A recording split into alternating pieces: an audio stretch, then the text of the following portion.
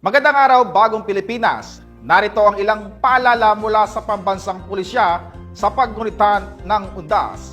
Mahalagang tiyakin ang kaligtasan ng inyong tahanan bago umalis patungong sementeryo o sa ibang lugar. Planuhin ng maigi ang pagdalaw at siguraduhin nakakandado ang lahat ng pinto at bintana.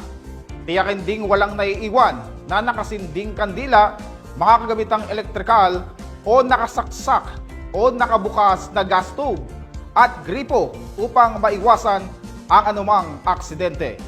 Iligpit din ang mahalagang gamit sa labas ng bahay at ipagbilin sa pinagkakatiwalaang kapitbahay ang inyong tahanan habang wala kayo. Huwag ding mag-iiwan ng mga notes o mensaheng nagsisilbing walang tao sa bahay upang makaiwas sa mga masamang loob. Mag-ingat at responsable. Ang pag-iingat ay susi upang manatiling ligtas ang ating pamilya at tahanan.